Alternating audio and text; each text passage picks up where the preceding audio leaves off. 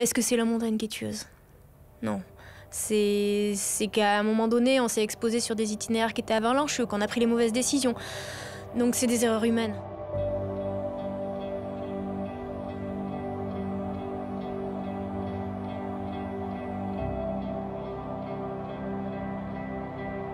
Des erreurs humaines. À 8125 mètres d'altitude, même les alpinistes les plus aguerris, comme Elisabeth Revol, en font. Mais malgré les risques, malgré le manque d'oxygène et un froid qui vous pénètre les os, cet himalayiste nourrit une passion absolument viscérale pour les plus hauts sommets. Une addiction qu'elle partageait avec son compagnon de cordée, le Polonais Tomasz Makiewicz, alias Tomek. Le 25 janvier 2018, ils partent tous deux à la conquête du Nanga Parbat, la montagne nue, 9e plus haut sommet du monde, au Pakistan. Alpiniste intrépide, face à un géant de granit et de neige verglacée, Elisabeth Revol nous raconte la terrible ascension qui a marqué sa vie à jamais.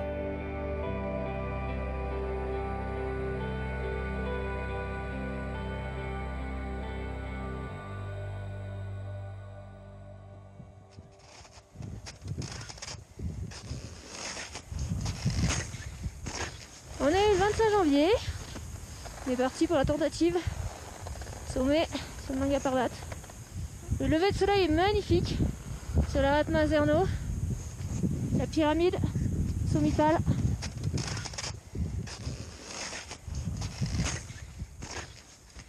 Quand on se lance dans ce type de challenge, on ne va pas réussir du premier coup.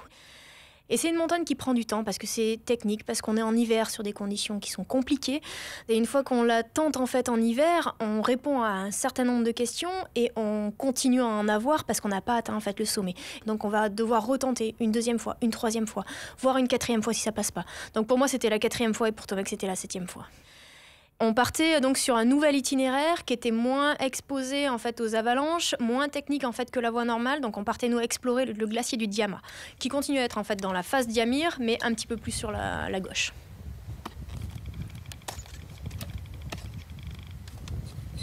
Pour moi, c'était vraiment important de le grimper en fait en style alpin.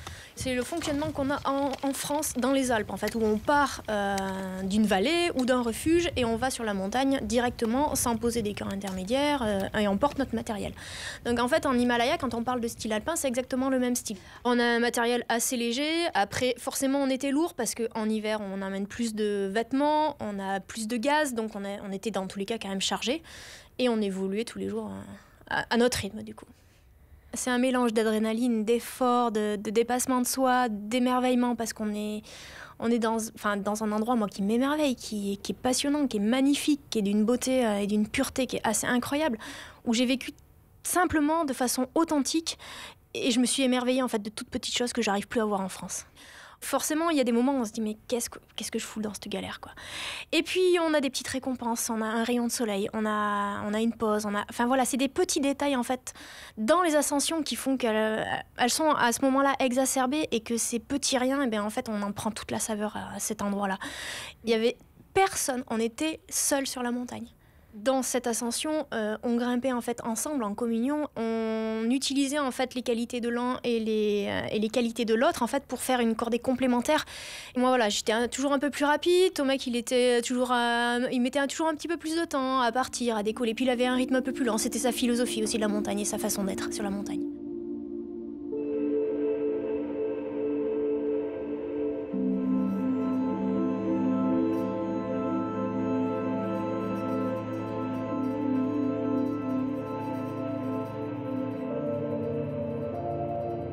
Tomek, il a été énormément blessé en fait par l'ascension de 2016 où il y a 3 personnes qui sont allées au sommet et qui lui ont ravi un petit peu ce sommet et cette première. Et à partir de là, il est rentré dans un espèce de phénomène un peu destructeur où il voulait chercher des preuves comme quoi ils n'étaient pas allés au sommet. Et du coup, c'est devenu un petit peu obsessionnel de dire bah ouais, moi j'y suis allée, je peux vous ramener un 360, il s'est passé ça là-haut. Je vais prouver aux autres que moi j'y suis montée et que finalement eux ils y sont pas allés. Et du coup, je pense que ça a transformé un petit peu les choses chez lui. Et moi, en tout cas, ça m'a pesé quand j'étais au camp de base cette année parce qu'il y avait ce sujet qui revenait en permanence. Et ça a cassé en fait quelque chose à ce moment-là.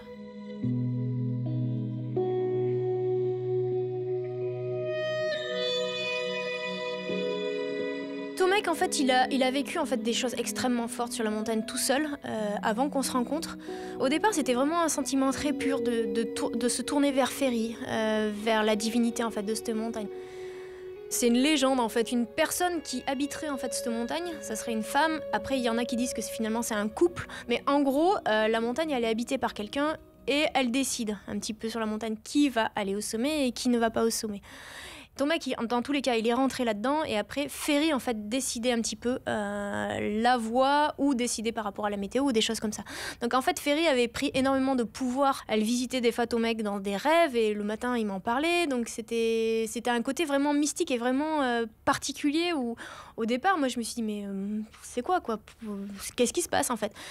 Et puis après, il était tellement sincère et tellement les yeux en fait rayonnants quand il parlait de ça, où je me suis dit, bah, ouais, il y a peut-être aussi autre chose. Et je pense qu'on est complètement libre sur la montagne d'avoir les pensées qu'on veut. Et quand il voulait s'isoler pour voir si un chemin était bon ou pas bon, il n'y avait aucun souci.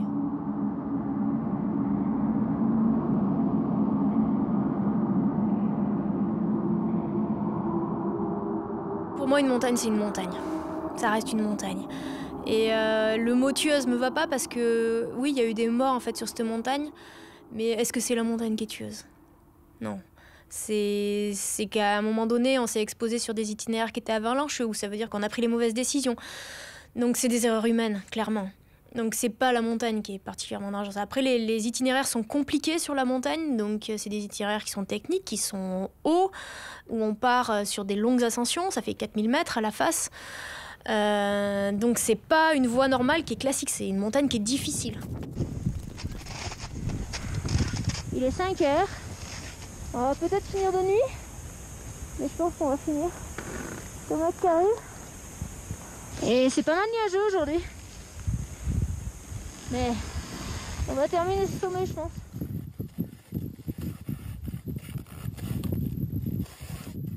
Je savais qu'on n'était pas loin, l'horaire était tardif. Moi, j'étais prête à faire demi-tour, Tomek était prêt à faire demi-tour aussi. Sauf qu'à ce moment-là, on n'est pas loin du sommet. Il y a une émotion énorme qui s'empare de moi et de Tomek parce qu'on peut y aller à ce moment-là dans des conditions qui restent correctes, où les voyants sont ouverts encore. Et on a décidé ensemble. Je pense que si, à ce moment-là, Tomek il avait le moindre signe ou il avait exprimé le moindre doute, on aurait fait demi-tour. Mais à ce moment-là, tout roule. On prend la décision d'aller, on y va. Mais on n'approfondit pas trop non plus la question, à trop se regarder et à se dire... Parce qu'il y a toujours une inconnue, et il y a toujours une part de nous qui veut y aller, mais une part aussi qui retient, parce que voilà, il faut jongler quand même avec ça, quoi. Parce qu'il y avait très peu de créneaux. Nous, ça faisait 3 semaines qu'on attendait ce créneau-là. On était fin janvier, après on sait que la météo en février, parce qu'on a une connaissance de la montagne, il y a beaucoup de neige qui arrive. Nous, notre itinéraire était trop avalancheux quand il y a beaucoup de neige, donc on était obligé de revenir une autre saison pour faire le Nanga Parbat. Ça a influencé la balance et quand on attend réellement les choses et qu'on a passé du temps, et voilà, il y a cette émotion qui nous prend, quoi, où on veut y aller.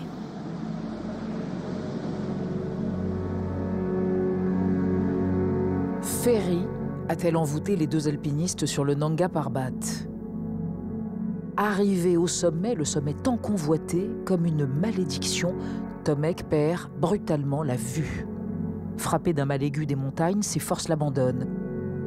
Commence alors une descente éreintante et effrénée. Mais le temps est compté et Elisabeth Revol doit choisir.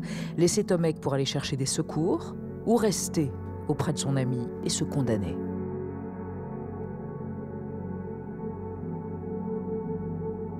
À partir du moment en fait, où il est arrivé au sommet, déjà il y voyait plus, donc il n'a pas vu en fait, le sommet.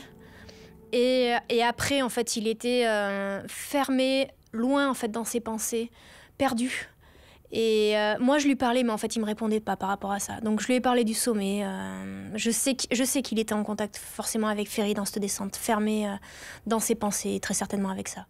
Moi, j'avais l'impression de faire un monodialogue, en fait, où je lui parlais, je le motivais, j'essayais de lui donner des attaches, en fait, par rapport à sa femme, par rapport à ses enfants, je lui disais, voilà, on va arriver au camp de base, on aura de la chaleur, demain, ça sera qu'un mauvais souvenir. Donc, j'étais tout le temps, en fait, dans le positif et dans la motivation pour essayer de le guider en bas et de l'amener à quelque chose. Mais comme je vous dis, Tomek, il était dans ses pensées, il était loin, et c'était des réponses oui-non, il y a eu très peu, en fait, de dialogue dans cette descente. C'est clairement l'organisation des secours qui a fait que, voilà, à un moment donné, je me suis dit, mais si moi je descends pas, ça veut dire que je le condamne. Et je me condamne en même temps. Donc c'était un dilemme en fait ultra compliqué où dans l'organisationnel des secours, je devais descendre plus bas pour espérer un secours à cette altitude-là. Et c'est la décision la plus terrible qu'on a à prendre dans sa vie parce que se séparer de quelqu'un quand il est dans cet état-là, c'est tout simplement pas possible. Mais à ce moment-là, pour moi, je l'abandonnais pas parce que j'allais chercher des secours. Tout le temps, c'est ce qui m'a raccroché. Je savais que voilà, demain, les hélicos arrivaient, donc on sortirait en fait de cet enfer, ils sortiraient de cet enfer. Et au fil du temps, après, moi, clairement, ce qui m'a rattaché, c'est mon mari, c'est mes attaches en France, c'est la vie, quoi. Où là, à un moment donné, si le mental lâche, c'est terminé. Donc après, c'est tout un tas de petites choses qui reconnectent et on se dit, mais non, c'est plus le moment sur cette montagne. Puis après, je pense que c'est des mécanismes de survie qui se mettent en place automatiquement ou c'est l'instinct, quoi.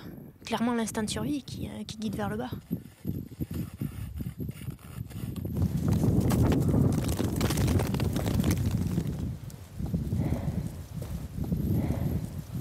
Moi, je suis arrivée à l'altitude qu'on m'avait demandé d'atteindre. Et à partir de ce moment-là, j'ai attendu les nouvelles. Et là, j'ai su qu'en fait, les hélicos n'arrivaient pas et que l'opération de secours était reportée au lendemain.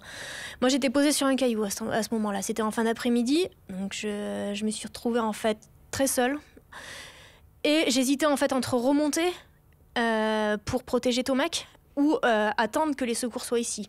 Après, c'était en fin de journée, moi j'avais plus de frontal, donc c'était clairement impossible en fait que je remonte, sinon je me serais paumée. Et là, je me dis, si je reste sur ce caillou, je peux pas passer la nuit. Donc il faut que je trouve quelque chose. Et c'était un endroit en fait où il y avait une pente et c'est providentiel qu'il y ait eu une crevasse à cet endroit-là. Parce que il y avait rien pour s'abriter. Et en cherchant, je tombe sur ce trou et au moins je peux m'abriter et je peux arriver à passer un bout de nuit. Sinon c'était terminé aussi.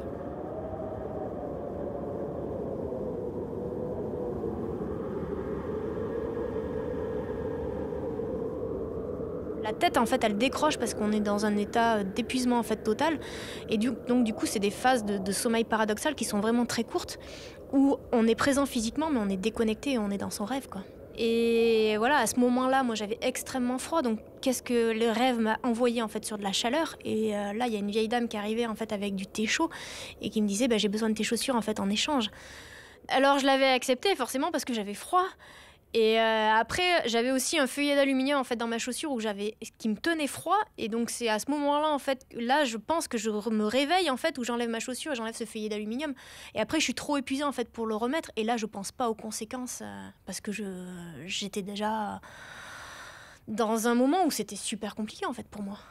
Je sais qu'après je me suis réveillée, j'ai regardé l'INRICH, c'était 3-4 heures du matin. Je me dis où elle est passée en fait ma chaussure. Et sauf que moi j'avais bougé à ce moment-là et donc je l'avais envoyée dans la crevasse donc je pouvais pas la remettre. Donc après j'ai essayé de protéger mon pied comme je pouvais mais sauf que là forcément la combi elle a glissé et je me suis retrouvée en chaussettes, quoi.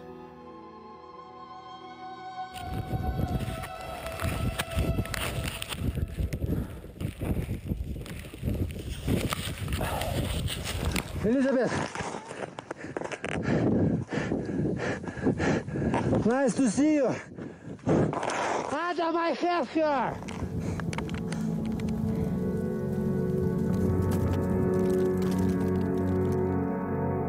La voix que vous venez d'entendre, c'est celle de Denis Souroupko, l'un des 2 alpinistes qui ont grimpé au secours d'Elisabeth Revol alors qu'elle poursuivait sa descente à 6000 mètres d'altitude. Après 2 nuits d'attente et de survie, sans boire, sans manger, son cauchemar prend fin le 28 janvier 2018 à 1h50 du matin. Mais il n'y a plus aucun espoir pour Tomek. Anéanti par le chagrin et par la culpabilité, Elisabeth Revol comprend alors qu'il ne reviendra jamais du Nanga Parbat.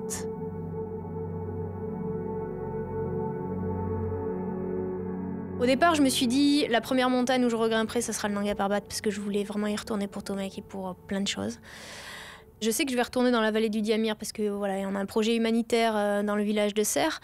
Donc je vais de nouveau retourner au pied du Nanga Parbat l'année prochaine. Après, je pense que, je sais pas, c'est compliqué. Au retour du Nanga Parbat, je me suis dit, mais on est allé trop loin. On a eu un accident, donc forcément on est allé trop loin, on a pris des mauvaises décisions. Et là, à partir de ce moment-là, on se dit, mais où j'allais ? Et moi, je me suis complètement remis en question par rapport à ces années finalement de pratique où je jonglais d'objectif en objectif sans réellement me poser et j'étais emportée par ma passion, tout simplement. Mais en fait, je vais où? Hormis rebondir d'objectif en objectif, m'évader, penser à repartir après en expédition, faire un objectif qui est encore plus important, plus difficile. Où est la limite? Quelle est la limite? Le Nanga Parbat avait été tellement violent qu'il fallait que je me détache et que je revienne en fait sur la montagne de façon sereine, sans prendre de risques et simplement m'immerger en fait en montagne et en haute altitude. J'ai pris ma décision en fait au mois de mars et pour partir en fait sur l'Everest au mois d'avril. Mais à ce moment-là, je me suis forcée pour y aller parce que j'avais plein de questions. Mais c'était un réel besoin aussi que j'avais à ce moment-là et je voulais de nouveau mettre des émotions en fait positives pour essayer un peu d'effacer en fait tout ce que j'avais vécu depuis cette année-là et depuis le Nanga Parbat. J'avais aucune appréhension en fait à repartir seule, c'est exactement ce qu'il me fallait. J'ai plus envie en fait de m'engager avec quelqu'un en cordée à deux sur un itinéraire qui n'est pas classique. Là, moi, j'étais sur des voies normales, équipée avec des cordes fixes. Après, forcément, j'ai eu des moments où j'étais réellement seule en fait sur la montagne de nuit. Où j'avais éteint ma frontale et il y avait la lune qui réverbérait sur le verglas, donc sur la glace vive. Donc voilà, il y a eu des moments où je me suis vue un petit peu sur le Nanga. Il y a beaucoup de choses qui sont passées en fait sur l'Everest. Et il y a beaucoup d'oppression, d'amertume qui est partie. Enfin voilà, moi il y a plein de reconnexions qui sont faites avec la vie, tout simplement. Clairement, cet Everest, ça m'a sauvée.